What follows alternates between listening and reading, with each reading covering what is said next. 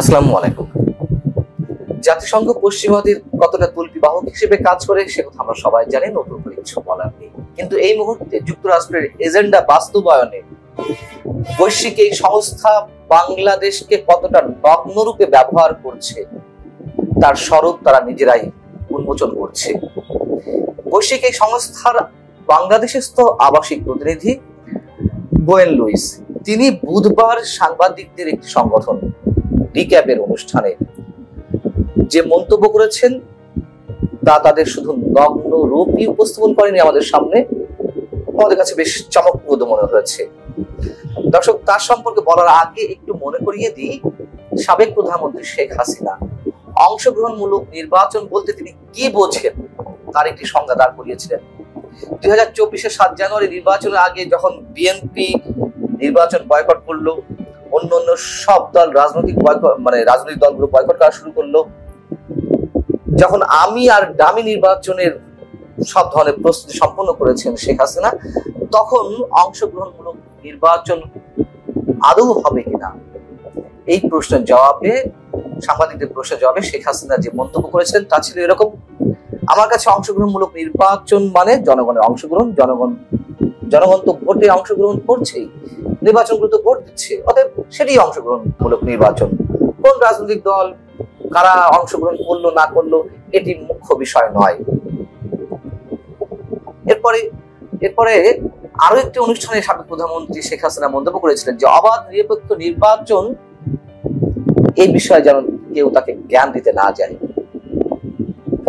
এই কথাগুলো এ কারণেই মনে করিয়ে দিলাম যে জাতিসংঘ বাংলাদেশে আগামী নির্বাচন নিয়ে এখন শেখ হাসিনার সেই কথাগুলোকে সমর্থন করছে।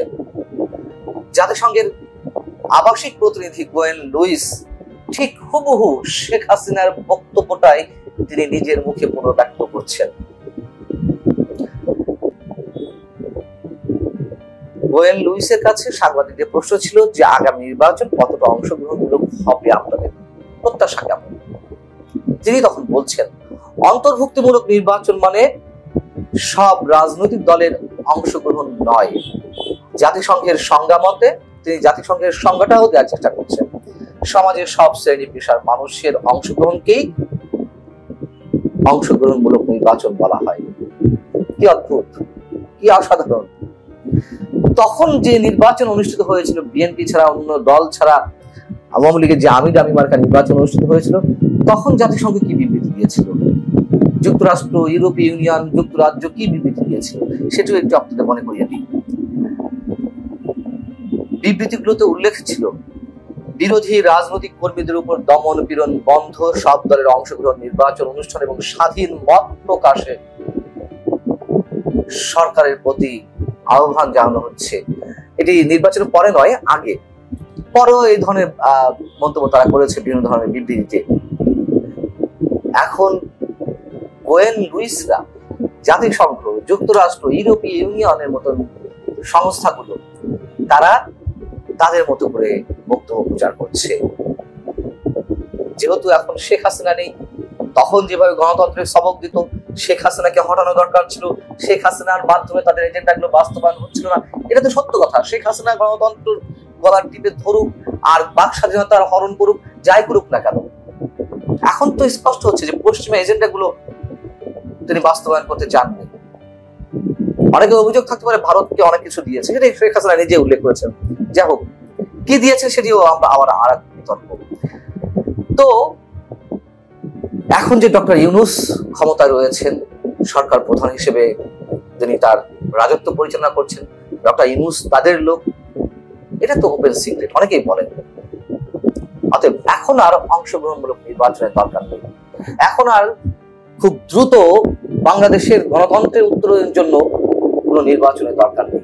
ইউরোপীয় ইউনিয়ন যেভাবে কদিন আগে ব্ল্যাঙ্ক চেক দিয়ে দিল ডক্টর মোহাম্মদ ইউনূসকে, যে সংস্কারের জন্য যতটা সময়ের প্রয়োজন তারা ডক্টর মোহাম্মদ ইউনূসকে সেই সময়টি দিতে চায়, ঠিক একইভাবে জাতিসংঘ বুধবারও তাদের মানসিকতার বহিঃপ্রকাশ ঘটিয়েছে। গোয়েন লুইস বলছেন সাংবাদিকদের এক প্রশ্নের জবাবে, নির্বাচন আগে না সংস্কার আগে এটি বাংলাদেশের জনগণ, সরকার ও রাজনৈতিক দল ঠিক করবে, জাতিসংঘ নয়। জাতিসংঘ মনে করে সুষ্ঠু অবাধ নির্বাচন নিশ্চিতে তারা যে কোনো সহায়তা করবে। বাংলাদেশের নির্বাচন বাংলাদেশের জনগণের উপর নির্ভর করবে, সরকার রাজনৈতিক দলগুলোর উপর নির্ভর করবে। তাহলে এতকাল কেন সবক দিয়ে আসা হয়েছে? কেন 2024 আগে এতটা তৎপর ছিল? কেন বাংলাদেশের আন্দোলন নিয়ে জাতিসংঘ সেনাবাহিনীকে পর্যন্ত সতর্কতা জারি করে? এগুলো তো তারা নিজের মুখে বলেছে। নির্বাচন প্রসঙ্গে গোয়েন লুইস আরো বলছেন, বাংলাদেশের নির্বাচন অনুষ্ঠানের বিষয়ে জাতিসংঘ কোনো ভূমিকা পালন করতে পারে না। নির্বাচন অনুষ্ঠানের বিষয়টি রাজনৈতিক সিদ্ধান্ত। সেই কথা আবার ঘুরিয়ে ফিরিয়ে বলছেন। অর্থাৎ আমরা করিডোরের বিষয়ে জানি, আমরা বন্দরগুলো বিদেশি কোম্পানিগুলোর হাতে তুলে দেওয়ার বিষয়টি নিয়ে যে তুমুল বিতর্ক, সে সম্পর্কে নানা ধরনের কথাবার্তা বলছি বা বলা হচ্ছে বিভিন্ন জায়গা থেকে। এবং গোয়েন লুইসের এই বক্তব্যের মধ্য দিয়ে আবারও প্রমাণিত হলো সরকার এখনো পর্যন্ত করিডোর কিংবা বন্দর ইস্যুতে অথবা পশ্চিমাদের যে বিভিন্ন ধরনের এজেন্ডা রয়েছে সেগুলো বাস্তবায়নের ক্ষেত্রে এখনো পর্যন্ত পিছপা হয়নি। সরকার অনেক কিছুই লুকোচুরি করছে।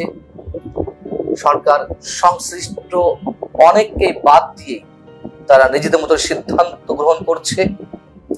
কোনো প্রকার কোনো ধরনের আলোচনা রাজনৈতিক দলগুলোর সঙ্গে করছে না, সেই অভিযোগ যেমন রয়েছে।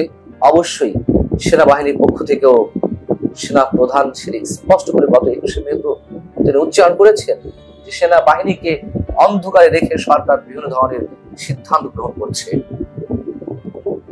গোয়েন লুইস আরো একটি স্পর্শকাতর বিষয়ে কথা বলেছেন।